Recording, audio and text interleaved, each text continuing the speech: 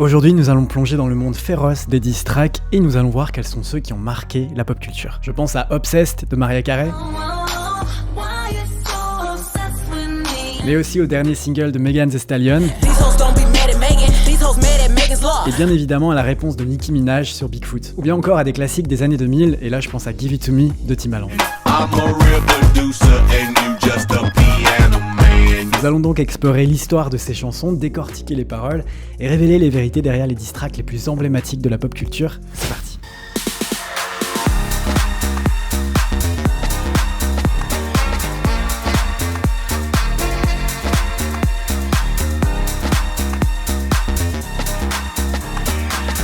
Bonjour à tous, c'est Popsley, je suis ravi de vous retrouver dans une nouvelle vidéo. De la scène underground au sommet des charts, les diss tracks ont façonné des rivalités légendaires et des moments inoubliables dans l'histoire de la pop culture. Mais que se cache-t-il derrière ces paroles cinglantes et qui sont ceux qui ont lancé les pics les plus mémorables? Avant de se plonger dans le cœur du sujet, une question demeure fondamentale.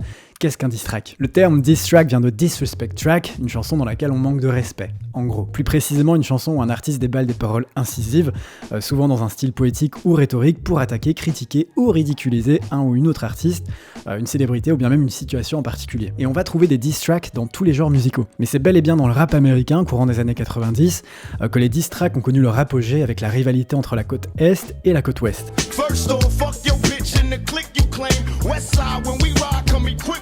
Plus qu'une simple série d'insultes, ces chansons sont souvent le reflet d'histoires personnelles et de rivalités professionnelles. Alors même si ces chansons sont ultra populaires dans le domaine du rap, la tradition de critiquer ouvertement quelqu'un en chanson remonte à bien plus loin. Je pense à You Keep Her de Joe Tex sorti dans les années 60, une chanson souvent considérée comme un diss track, puisque l'histoire de You Keep Her est liée à une rivalité personnelle entre Joe Tex et James Brown. James, I got your letter. It came to me today. You said I could have my baby back, but I don't want her that way. Des paroles qui ont pour but de piquer, il y a quand même un ton très moqueur, voire condescendant. D'autre part, on aurait également pu parler d'une autre chanson sortie presque 10 ans plus tard, How Do You Sleep de John Lennon. En effet, John Lennon aurait écrit cette chanson en réponse à Too Many People de Paul et Linda McCartney, une chanson qui est bourrée de références qui semble clairement visée. Notamment avec ce passage.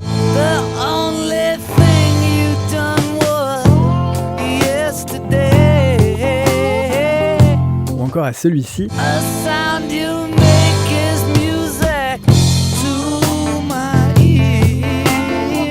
Music que l'on pourrait traduire par musique d'ascenseur, critiquant ainsi ouvertement son travail post-Beatles. Maintenant plongeons-nous dans l'ère moderne, et pour ça j'avais envie de commencer avec l'un des diss tracks les plus iconiques de la pop culture, j'ai nommé Obsessed de Mariah Carey. Avant de commencer le décryptage, si vous souhaitez me soutenir ou bien si vous êtes fan de pop culture, c'est le moment de vous abonner à la chaîne en cliquant juste ici, ça m'aide beaucoup pour la suite, merci à tous. C'est parti, revenons en 2009. Obsessed est donc le tout premier single du 12e album de Mariah Carey, Memoirs of an Imperfect Angel, vous m'excuserez cet accent chaotique. On retrouve The Dream et Tricky Stewart à la production, on parle souvent d'eux sur la chaîne puisqu'on leur doit l'iconique Umbrella de Rihanna. Et donc à cette période, beaucoup se demandent si la chanson vise directement Eminem, qui aurait longtemps prétendu avoir une relation avec Mariah Carey, parce que cette dernière a toujours nié en bloc. Avant de s'attaquer aux paroles de la chanson, place au contexte, je vais essayer d'être synthétique. Il était une fois en 2001, Mariah Carey et Eminem étaient au top de leur game, ils étaient déjà très établis, et donc dans ce contexte, Mariah Carey propose à Eminem de l'inviter sur son prochain album pour partager un duo. Et c'est à partir de là qu'Eminem a affirmé qu'ils auraient eu une relation amoureuse de plusieurs mois, tandis que Mariah Carey a toujours insisté sur le fait que leur lien était strictement professionnel. Ce qui on imagine a dû être difficile à avaler du côté du rappeur. La preuve en est puisqu'en 2002, Eminem évoque publiquement cette dite relation avec Mariah Carey en chanson, notamment dans Superman. Écoutez. Des paroles qui suggèrent une certaine intimité, mais qui finalement n'auraient jamais existé. Pourtant, Eminem a toujours continué à affirmer qu'il y avait une relation entre les deux. En réponse, Mariah Carey a semblé riposter avec sa chanson Clown. Écoutez.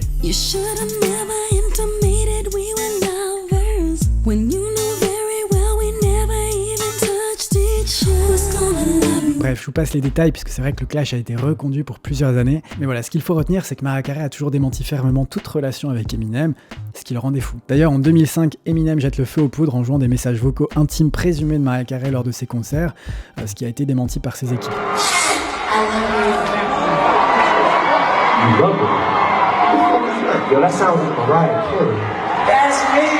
Et en 2009, il monte un cran en dessus et s'en prend à Mariah Carey, mais plus particulièrement à Nick Cannon, le mari de Mariah Carey à cette époque, en sortant Bagpipes from Baghdad, une chanson on ne peut plus agressive visant les deux. Écoutez.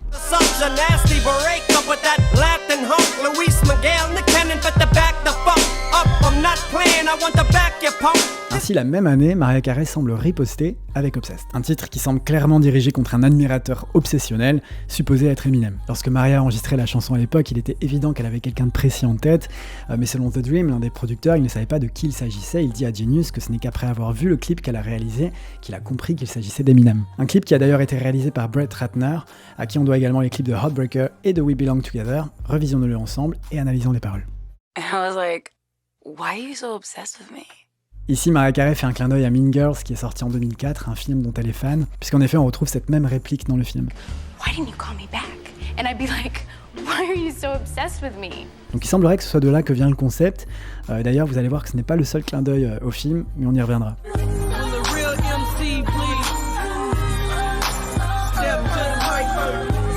Ici, j'avais jamais réellement fait attention, mais selon certains fans, cela pourrait être une allusion à The Real Slim Shady, puisqu'au début, il dit ceci.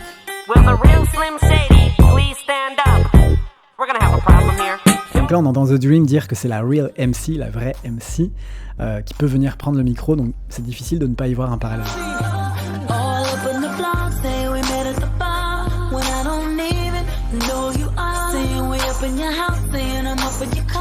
Bon là, elle semble évoquer les déclarations d'Eminem où il prétend avoir entretenu une relation avec elle.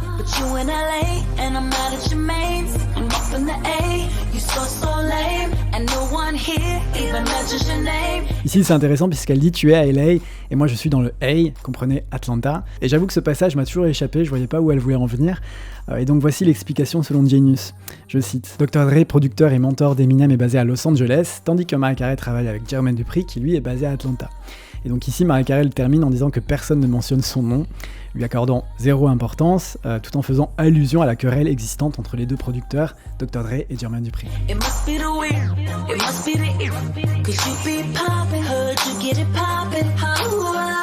Bon là en gros elle lui dit mec tu racontes de la grosse, ça doit être sûrement à cause de la weed ou de Lee, faisant référence à l'extérieur. Elle se gêne pas pour faire part des éventuels problèmes de consommation d'Eminem, dans le sens où lui-même avait dépeint Mariah Carey comme une alcoolique dans sa chanson Bagpipes from Baghdad, puisque dans cette chanson il raconte un truc du style « Je suis dans la cave à vin de Mariah Carey et tout ce que j'ai à manger pour le petit déjeuner c'est du vin rouge et du pain ».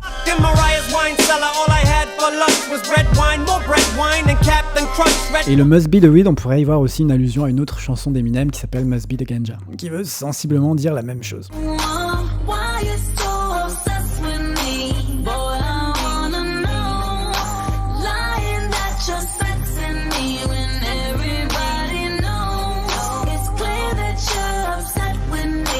Bon là aussi clairement une référence à ce qu'il racontait dans les médias et à toute cette histoire aussi de messages vocaux. It's clear that you're upset with me. Il est clair que t'as un problème avec moi car tout ce que tu racontes est faux quoi.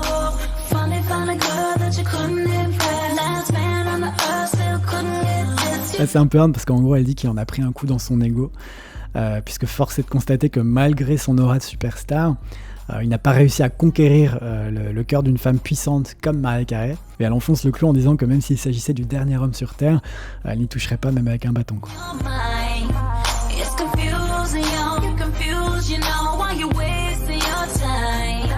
Why you wasting your time? En vrai, c'est également une question que je me pose. Pourquoi Eminem aurait-il dépensé autant d'énergie à fabuler? Je pige pas. Got you all fired up with your Napoleon complex. Bon, le complexe de Napoléon, vous savez, c'est quand quelqu'un se sent petit, mais qui rêve de conquérir le monde un peu pour compenser ça. Et ça peut être fait de manière très arrogante. C'est d'ailleurs basé, si je ne m'abuse, sur le fait que Napoléon était plus petit que la plupart des Français de l'époque. Je vais regarder. Mais déjà, combien mesure Eminem? 1m73, bah écoutez, c'est exactement ma taille. Maintenant, combien fait Mariah Carey? 1m75. Bon, je dirais pas que Eminem est petit, mais je vois où elle veut en venir.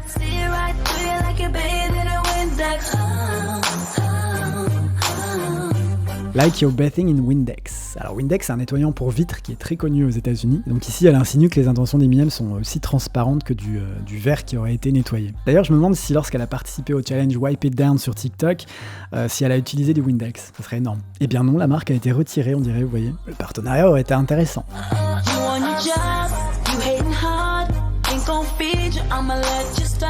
Ain't gon' feed you, I'ma let you starve. J'adore ce passage. Elle ne va pas le nourrir, faisant référence au fait qu'elle ne lui accordera pas d'importance du tout. Ce qui peut sembler un peu paradoxal, puisqu'elle a quand même sorti une chanson en guise de réponse, mais je trouve que l'astuce réside vraiment dans le fait qu'elle a toujours maintenu le mystère sur l'identité de la personne concernée, donc c'est là où elle a été smart.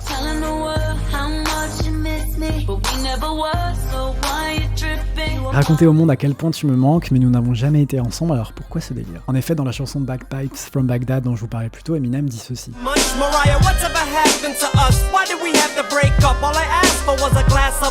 Ici, Mariah Carey nie à nouveau toute relation passée avec lui, ce qui amène une question finalement.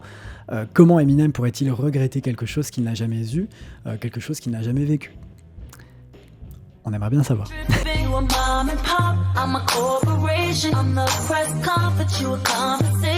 You're a mom and pop, I'm a corporation. En gros, tu es une petite entreprise familiale et moi je suis une multinationale. J'adore, je te la pique. I'm the Prince Conference, your conversation. Ça aussi c'est génial. Ce clip, moi je le trouve dingue.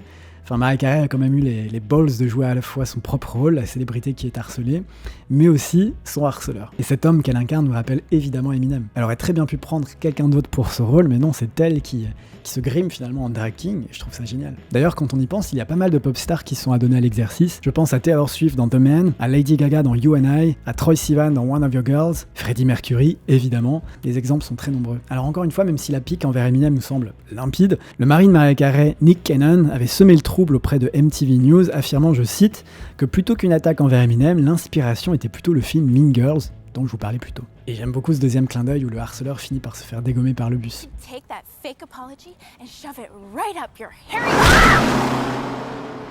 Personnellement, je trouve que le clip de Obsessed est devenu culte et j'aime beaucoup la manière dont elle a su tourner en dérision cette situation. J'aime aussi le fait que Mariah Carey emploie sa voix de manière beaucoup plus subtile, ce qui met l'accent sur des paroles sarcastiques plutôt que sur des acrobaties vocales auxquelles elle nous avait habitués dans le passé. Très joli succès pour Obsessed qui atteindra la 7ème place du Billboard Hot 100 aux États-Unis, mais aussi le top 10 et le top 20 de nombreux pays à travers le monde. D'ailleurs, encore aujourd'hui, la chanson fait de très bons scores en streaming, ce qui prouve qu'elle est intemporelle. C'est sa chanson la plus populaire en ce moment sur Spotify, si on écarte les deux chansons de Noël. En vérité, je vais pas vous mentir, je trouve ça assez cocasse de penser qu'un rappeur comme Eminem, qui a rendu le terme stan, un mélange de stalker et fan, avec sa chanson du même nom, se retrouve au cœur d'une histoire qui pourrait tout à fait sortir de ses propres paroles. Ironie du sort, je ne sais pas. En parlant de Stan, j'avais décrypté toute l'histoire de cette chanson incroyable, je vous mets le lien juste ici, n'hésitez pas à aller la voir. Allez, on continue avec le drama Nicki Minaj versus Megan Thee Stallion, il y a beaucoup de choses à dire, et vous avez été des dizaines à me demander d'en parler. Bon, par où commencer? C'est vrai que pour beaucoup l'histoire est un peu floue, tant c'est parti dans tous les sens. Je vais essayer de recontextualiser en étant le plus synthétique possible. Le 26 janvier dernier, Megan Thee Stallion a droppé son nouveau single Hiss, qui sent le tacle à plein nez. Alors même si les paroles ne semblent pas identifier précisément les personnes auxquelles elle s'attaque, beaucoup y voient un shade jeté à Nicki Minaj et à son entourage. En réponse, Nicki Minaj a libéré toute sa fureur sur X, et encore le mot est faible. Seulement autrefois il ne semblait pas y avoir de problème entre les deux, puisque rappelez-vous en 2019 elles ont collaboré ensemble sur Hot Girl Summer.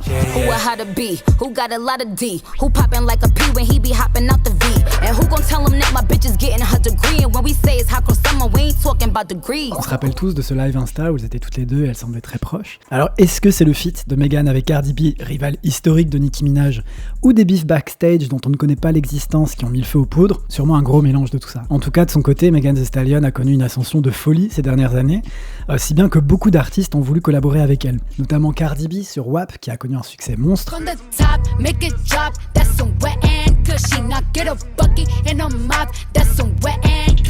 Des paroles on ne peut plus explicites, mais chanson qui a aussi été saluée comme un triomphe de l'émancipation sexuelle des femmes. WAP est devenue ainsi la toute première collaboration féminine de rap féminin de toute l'histoire, à débuter en tête du Billboard Hot 100.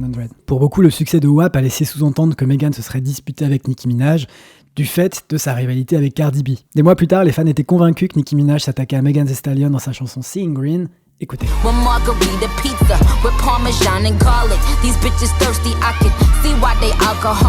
Voici en septembre 2022, Nicki Minaj révèle sur Queen Radio que quelqu'un lui aurait conseillé de se faire avorter devant son refus de consommer de l'alcool.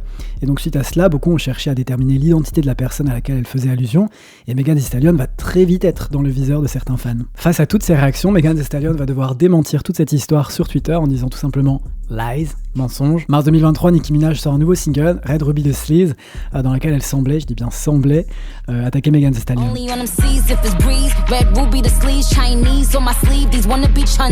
Fun fact, le titre sample Never Leave You de Lumidee sorti en 2003. Écoutez. D'ailleurs, je vous invite à visionner ma vidéo où je vous parle des samples les plus improbables de l'histoire de la pop culture. Je vous la mets juste ici. Bref, voici l'un des passages les plus cinglants de Red Ruby the Sleaze. Écoutez.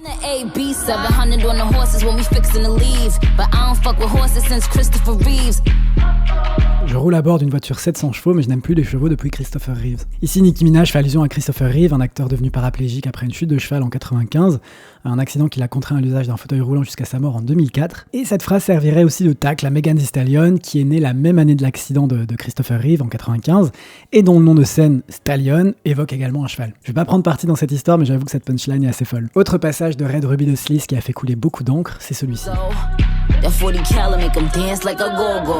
En effet, Nicki Minaj ferait référence à l'incident survenu en 2020 lorsque Megan Thee Stallion s'est fait tirer dessus par Tory Lanez, précisément au pied, et donc il a été ainsi condamné à 10 ans de prison. Voilà, en gros de gros, le contexte et la timeline de leur dispute. Ce n'est évidemment pas exhaustif, je vous préviens déjà, mais au moins vous avez les éléments nécessaires pour comprendre ce qui va suivre. Nous sommes alors le 26 janvier 2024 et Megan Thee Stallion sort son nouveau single intitulé Hiss avec un clip, et on va le décrypter tout de suite. I just wanna kick this shit off by saying fuck y'all. I ain't gotta clear my name on a motherfucking thing. Every time I get mentioned, one of y'all bitch ass niggas get 24 hours of attention. I'm finna get this shit off my chest and lay it to rest. Bon, durant l'intro, Megan nous dit qu'elle est prête à en découdre et ça annonce la couleur. Let's go. And if the beat live, hey. Bankroll Got It qui est donc à la prod. Ils ont déjà collaboré ensemble sur Cobra en 2023.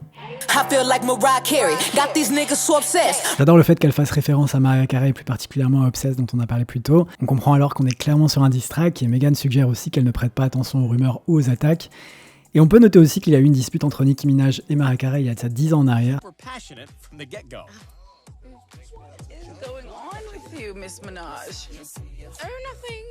Assez iconique, je dois l'admettre. Bon, vous n'êtes pas sans savoir que lorsque la sextape de Kim Kardashian a fuité, Kris Jenner a plus ou moins converti le scandale en profit. Et donc Meghan, dont la vie sexuelle a été très exposée médiatiquement lors du procès, envisage de capitaliser justement sur cette attention médiatique et de potentiellement faire appel à Kris Jenner, mais ce de manière ironique évidemment.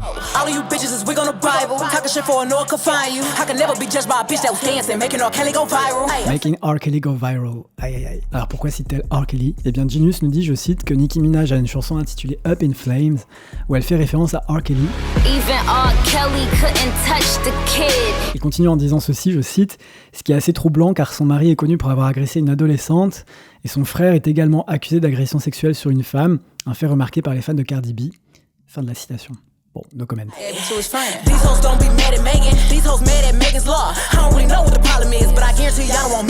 Je pense que c'est la punchline la plus emblématique du track. These hoes don't be mad at Megan, these hoes mad at Megan's Law. En effet, la fameuse Megan's Law est une loi fédérale aux États-Unis qui oblige les forces de l'ordre à rendre publiques les informations concernant les délinquants sexuels enregistrés. Et donc pour beaucoup de fans, cela semblerait, je cite, être une attaque contre Nicki dont le mari est enregistré après avoir plaidé coupable à 16 ans pour tentative de viol.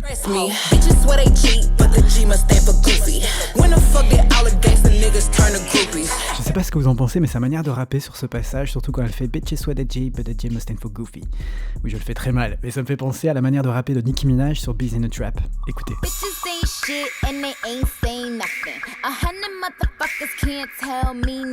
Je ne sais pas si c'est voulu, mais en tout cas on dirait une interpolation.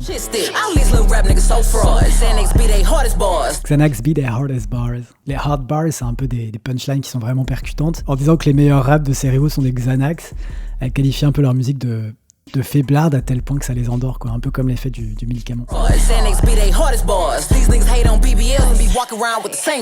Ici aussi, c'est un passage qui semble réviser Drake, qui a soutenu Tory Lanez contre Megan Thee Stallion. Enfin, de mémoire, il avait liké la déclaration de Tory sur Instagram. Et donc aussi dans Circo Loco de Drake, il semblait s'en prendre à Megan tout en jouant sur les mots. Écoutez.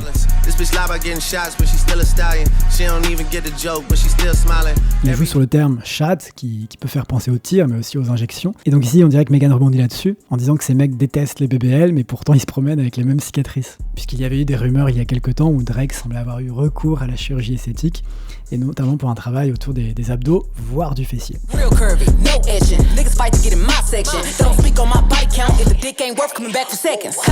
comme je vous disais juste avant, c'est vrai que pendant le procès de Meghan, il y a eu beaucoup de détails sur sa vie sexuelle qui ont été rendus publics et c'est parfois des détails qui ont eu plus d'impact, plus de portée médiatique que le procès en tant que tel. Et donc ici, elle reprend le pouvoir en disant que ceux qui ne peuvent pas la satisfaire sexuellement n'ont pas le droit de parler de sa vie sexuelle.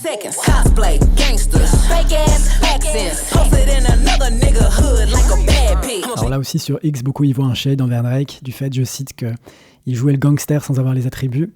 d'avoir prétendu d'avoir eu un passé difficile dans Started From The Bottom, ce qui n'est pas le cas, et aussi d'avoir mimé et utilisé des accents différents pour toucher d'autres personnes. En tout cas, ça semble coller avec ce que Megan raconte.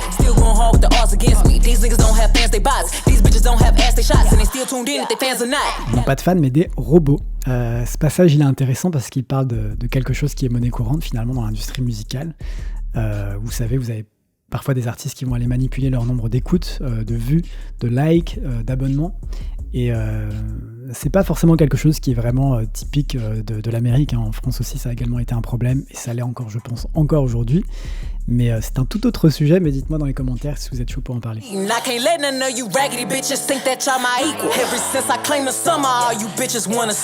Ici, sûrement une ref à Hot Girl Summer.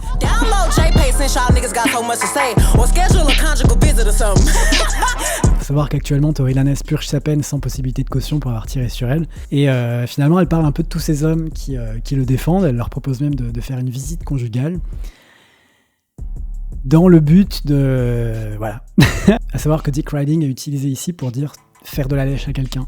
Et donc si j'ai bien compris, les visites conjugales planifiées permettent aux détenus de passer un moment avec son conjoint ou sa conjointe pendant plusieurs heures, pendant plusieurs jours en privé, principalement pour avoir des rapports sexuels. Bon, en tout cas, le clip est absolument dingue. Megan nous a toujours pondu des visuels de folie. C'est clairement l'un de ses points forts. L'un de mes préférés, c'est Hot Shit, qui a été réalisé par Hope Perry, qui a fait aussi des clips pour Video Club, pour Angèle, et même pour Harry Styles.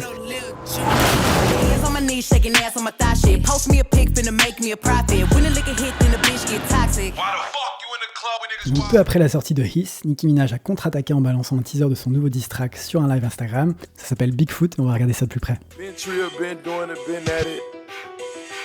Your flow is such a bore. Your flow is such a bore. Bon, elle commence direct. C'est vrai que l'une des critiques les plus récurrentes envers Megan Thee Stallion, c'est sur sa façon de rapper. C'est pour ça qu'elle lui dit ton flow is such a bore. Drinking a bottle of honey through a straw. Bon, ici, si on avait un doute, on sait clairement qu'elle parle de Megan, faisant référence au moment où elle buvait du champagne avec une paille lors d'un live sur Insta. Bitch, you better stop the dialogue. Or I hit call and buy your catalog. Before I hit call and buy your catalog. Ici, elle parle de Carl Crawford, qui est propriétaire de l'ancien label de Megan Thee Stallion. Il y avait eu un tas de conflits par rapport à ça, notamment sur leur contrat qui l'avait empêché de sortir des sons et de se développer davantage. Donc c'est une histoire qui avait fait énormément couler d'encre. Aujourd'hui, Megan est en indépendante, et donc au passage, Nicki Minaj menace de racheter tous ses masters. C'est une histoire qui me rappelle aussi l'histoire de Scooter Braun versus Taylor Swift. How you fuck your mother man when she die? How you fuck your mother man when she die? Alors la mère de Megan Thee Stallion est malheureusement décédée en 2019 des suites d'une tumeur au cerveau, un événement qui l'a évidemment beaucoup tourmenté. Et donc sur Instagram, Nicki Minaj aurait dit à Megan de convoquer sa mère et de s'excuser, et l'accuse de, je cite, mentir sur sa mère décédée, une phrase qu'elle répète d'ailleurs à la fin de la chanson. J'ai trouvé ça un peu chelou d'aller sur ce terrain-là. Dites-moi si selon vous, ça va un peu trop loin dans les commentaires. Malheureusement, il n'y a pas de règle dans les diss tracks qui dit qu'on ne touche pas aux personnes de la famille qui sont décédées, mais... Bref, je sais pas, c'est un passage qui me met un peu mal à l'aise, je dois admettre. How you gon' Gayle King and can't cry? How you go on Gayle King and can cry? Alors ici, Megan Thee Stallion a été interviewée par Gayle King à l'époque, après avoir été blessée par balle, et donc ici Nicki l'accuserait de mentir sur tout ça en disant qu'elle n'est même pas capable de lâcher une arme. Hey yo, this little begging whore talking about Megan's law. This little begging whore talking about Megan's law. Ici, référence directe à Hiss. Puisque rappelez-vous de ce que disait Megan.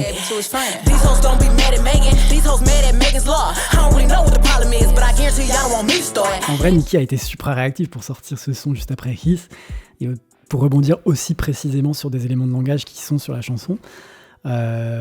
Puisque Bigfoot est sorti quasi dans la foulée, je crois que c'est 3 jours après, donc ça paraît dingue. Nicki dit aussi de Megan que c'est une begging whore, donc qui la supplie, parce que toujours selon Nicki Minaj, elle l'aurait supplié d'être en feat sur Hot Girl Summer, un couplet que Nicki Minaj avait affirmé avoir fait gratuitement. For a free beat, you can hit Megan raw. If you a ghost writer, party in Megan's jaw. Shot down, but I still ain't let Megan bad bitch, she like... Ce passage, il est hard. For a free beat, you could hit Megan raw. If you're a ghostwriter, party in Megan's jaw. En gros, Nicki Minaj insinue que Pardison Fontaine, surnommé Pardy, écrit des textes pour Megan Thee Stallion en qualité de ghostwriter, c'est-à-dire qu'il n'est pas crédité en tant que tel sur le titre. Mais ce n'est pas tout, puisqu'elle laisse sous-entendre que Megan Thee Stallion offrirait des faveurs sexuelles en l'échange de ses services d'écriture.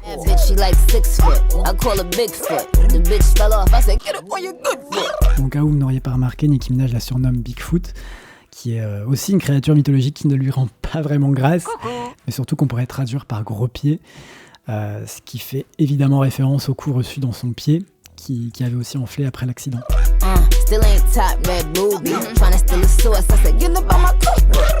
Là aussi une ref à Red Ruby the Sleaze dont on parlait plus tôt, suggérant que Megan tenterait de lui piquer sa personnalité et son flow. Bon là pareil, je ne peux pas ne pas penser à Sweet Spy qui est sorti en 2022, Bob sous-côté de Megan Thee Stallion avec Dua Lipa. Je sais pas si c'était voulu. Yeah, the 30-year-old tea so stale. The 30-year-old tea so stale. Là aussi elle rebondit sur la Megan's Law, rappelant que les histoires qui concernent son mari datent d'il y a plus de 30 ans et que de ce fait elles n'ont pas vraiment d'intérêt à être remises sur le tapis parce qu'il avait 15 ans à l'époque. C'est une question de point de vue. Kylie kicked you out and made you stumble to the car. Bobs, I need a good alcohol bar. Kylie kicked you out and made you stumble to the car. Oui, parce que Megan aurait été expulsée de la maison de Kylie Jenner une soirée où elle était ivre pour avoir prétendument flirté avec le compagnon de Kylie. Mais ce qui est fou, c'est que les Kardashians sont toujours de près ou de loin dans les dramas, même en musique, alors qu'aucun d'eux ne fait de la musique. Et c'est assez fou puisque Megan aussi faisait une ref à la manager du clan Kardashian dans Hiss avec Kris Jenner. Like a bodybuilder, I keep raising the bar. Fuck you get shot with no scar. Fuck you get shot with no scar. Pareil ici, Nicki Minaj semble suggérer que Megan a menti malgré les preuves et la condamnation de Tory Lanez. Yeah, still I like French. They got you all them Grammys, but your flow still a no. They got you all them Grammys, but your flow's still a no. Ici, elle réplique en disant que malgré ses 3 Grammy Awards, Megan ne rivalise pas du tout avec elle. I don't think you want the next installment of this song. I know it's the most attention you've ever gotten. I don't think you want the next installment of this song. Oui, parce que Nicki Minaj a confirmé sur X qu'elle avait 5 autres tracks de prêt à propos de Megan. All the good pussy girl them too, yes. Il fait trop peur ce passage. I'm very serious. Ho, the things that you've lied about. Il y a un commentaire sur YouTube qui dit « Mais pourquoi elle menace Megan en ASMR à la fin de la chanson ?» Donc voilà, il termine en disant qu'il y aura sûrement une suite. Elle laisse sous-entendre en tout cas qu'il va y avoir une nouvelle chanson qui va paraître. Bon écoutez, voilà, j'espère que vous y voyez plus clair. Mais je vous l'accorde, c'est assez difficile de suivre tout le fil de cette histoire, et encore une fois, l'idée de cette vidéo, c'est pas forcément de prendre parti pour l'une ou pour l'autre. D'ailleurs, personnellement, j'ai commencé à suivre Nicki depuis Massive Attack, donc quasi ses débuts. J'ai adoré toute l'ère Pink Friday, qui nous a quand même offert des classiques. Je pense à Moment for Life, à Super Bass, évidemment. Je sais qu'elle aime pas forcément Your Love, mais je trouve que c'est un clip qui est magnifique et qui a très bien vieilli. Ce serait mentir de dire que Nicki Minaj n'a pas eu une influence monstre sur toutes les rappeuses A-list d'aujourd'hui. Pareil, Pink Friday, Roman Reloaded, je l'ai saigné. Je pense à High School, à Vavavoom, Starships, The Boys sur The Re-Up, et puis je retiens aussi la performance de Roman Holiday aux Grammys. Stop it, mother, please. Pink Print, pareil, c'est l'un de mes préférés. Queen, je le trouve assez sous-coté. Pour moi, Chun-Li, c'était clairement le banger de l'album, il méritait plus de succès.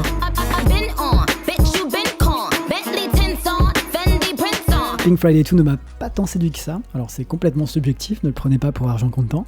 Je retiens tout de même Last Time I Saw You, que j'aime beaucoup. Enfin, en ce qui concerne Megan, comme je vous disais, je suis ultra fan de ses visuels et je pense qu'elle a encore beaucoup à nous montrer. Un peu moins séduit toutefois de sa dernière collaboration avec Cardi B. Bref, tout ça pour dire qu'évidemment je préférerais qu'elles soient copines et qu'elles se soutiennent mutuellement pour créer un environnement un peu plus positif. C'est vrai que ces diss tracks ont beaucoup fait jaser sur internet et que c'est en ébullition totale, mais c'est vrai que ce serait dommage que ça parte trop loin, et je pense que il y a une frontière à ne pas franchir, et je crains que la ligne rouge ait déjà été quelque peu franchie sur la plupart des lyriques. Dites-moi ce que vous en pensez dans les commentaires. Parlons désormais d'un titre que j'écoutais en boucle en 2007, ça s'appelle Give It To Me de Timbaland, Nelly Furtado et Justin Timberlake. Rappelez-vous.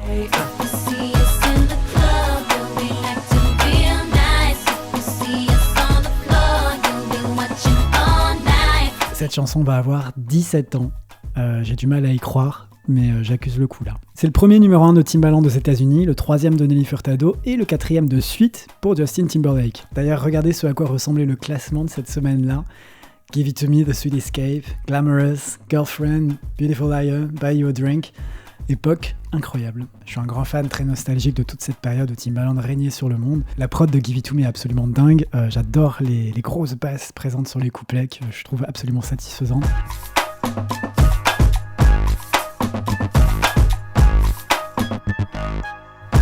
Alors en quoi Give It To Me est-il un diss track ? Eh bien c'est ce qu'on va voir tout de suite en analysant les paroles.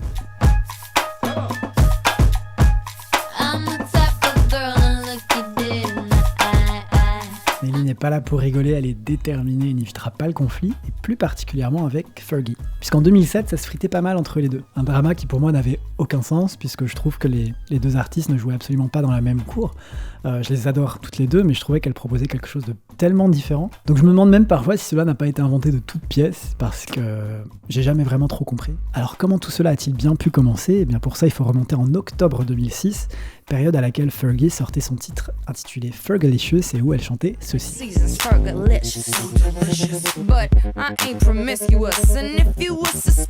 Ain't Promiscuous, faisant référence potentiellement au titre de Nelly Furtado sorti plus tôt en avril 2006.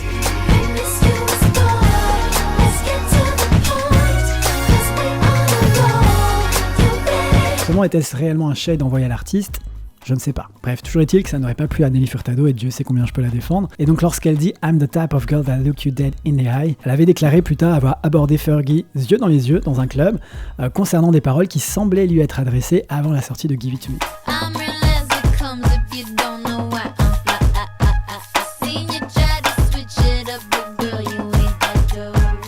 Seen you try to switch it up, but girl, you ain't that dope. Ici, on peut faire un parallèle avec le fait qu'à l'époque, Fergie démarrait sa carrière solo avec The Duchess, un album incroyable. Et donc, c'est peut-être ça qu'elle sous-entend lorsqu'elle dit I seen you to try to switch it up. Voilà, du fait qu'elle se dissocie des Black Eyed Peas pour se lancer en solo.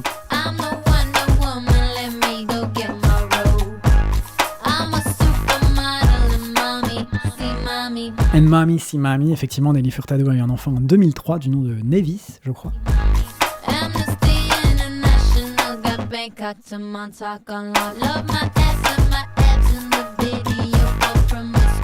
Petit ref à Promiscuous.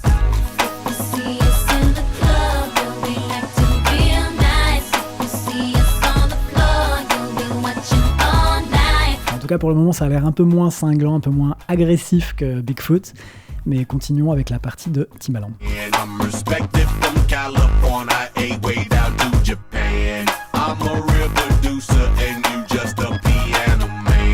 I'm a real producer and you just piano man. Ici, Timbaland règle aussi ses comptes et plus particulièrement avec Scott Storch, qui fut pianiste dans un groupe et qui a aussi travaillé avec Timbaland sur Cry Me a River de Justin Timberlake. Et donc ici, Timbaland le critique disant qu'il est un véritable producteur et que lui est uniquement capable de pianoter quoi.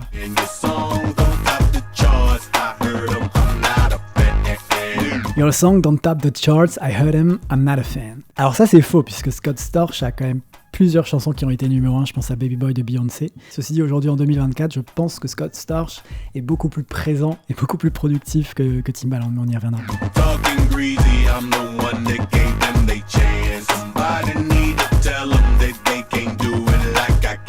Ici, Timbaland estime qu'il a aidé Scott Storch à percer dans l'industrie musicale.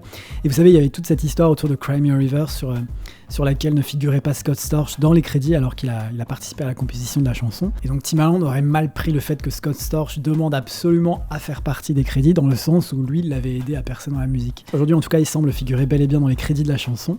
Et c'est vrai qu'il a participé à de nombreux sons qui sont sortis récemment que j'ai beaucoup aimés. Je parle de Scott Storch, pas de Timbaland. Je pense à Do It de Chloé and Hale, qu'il a produit, mais aussi Without Me de Halsey sur laquelle il a participé à l'écriture. Clairement, il est toujours dans le game. Passons à Justin Timberlake.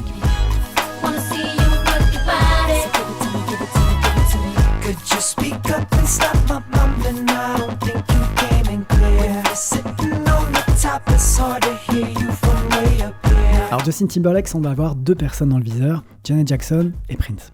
Je vais vous expliquer. Dans ce passage, beaucoup y ont vu un shade déguisé envers Janet Jackson qui était apparue dans l'émission d'Oprah Winfrey à l'époque pour parler du Nipplegate. Un incident qui, comme je vous disais dans une autre vidéo, a eu un impact très négatif sur la carrière de Janet Jackson, tandis que Justin Timberlake a plutôt échappé à la critique et n'a fait que monter. Donc est-ce qu'il parle ironiquement de cette interview en insinuant qu'elle n'était pas sincère ou qu'il était trop occupé à être au top des classements pour se préoccuper de ses propos à la télévision? Si c'était le cas, on va se fâcher. We missed you on the charts last week, damn that's right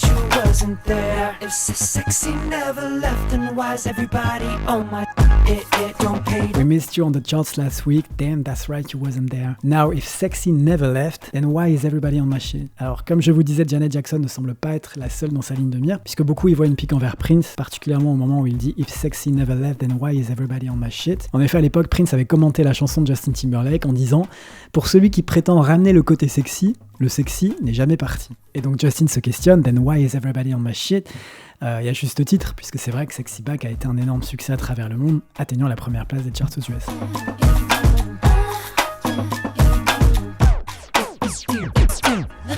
vous avoue que le clip, je le trouve assez anecdotique. À noter que Nelly Furtado avait exprimé des regrets du fait d'avoir contribué à cette chanson, plus particulièrement lors d'une interview en décembre 2010, en disant, je cite, « J'aurais souhaité que Justin Timbaland et moi-même n'ayons jamais sorti cette chanson, qui sonne comme un diss track. C'était comme la première diss track pop jamais réalisée, un genre généralement réservé au rap. Nous avons projeté beaucoup trop d'énergie négative dans ce monde. » Bon, après, le titre a tout de même été un très joli succès. Numéro 1 pendant 2 semaines aux États-Unis, numéro 1 au Royaume-Uni, top 7 en France, ou encore 12 semaines dans le top 10 en Allemagne. The Way I Are, le deuxième single, va exploser ses scores, sans parler de Apologize qui va enfoncer le clou et qui va être vraiment le gros tube de cet album. Timbaland, Justin Timberlake et Nelly Furtado sont revenus en 2023 en trio avec un nouveau single qui s'appelle Keep Going Up.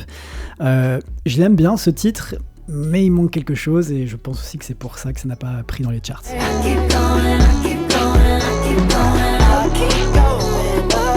Écoutez les amis, c'est la fin de cet épisode, j'espère sincèrement qu'il vous a plu. Si tel est le cas, n'oubliez pas de liker cette vidéo, de vous abonner à la chaîne et me dire en commentaire si vous êtes chaud pour une partie 2, puisque je pense qu'on aurait pu parler de Hollaback Girl, de Swish Swish ou même encore de Bad Blood. Aussi, je vous invite à continuer le visionnage à propos des Revenge Songs en vous redirigeant sur cette vidéo que j'avais créée il y a quelques mois où je vous parlais de la session Bizarre Rap de Shakira et de Flowers de Miley Cyrus. Je vous la mets quelque part sur l'écran et je vous dis à très vite dans une prochaine vidéo. Prenez soin de vous. Ciao.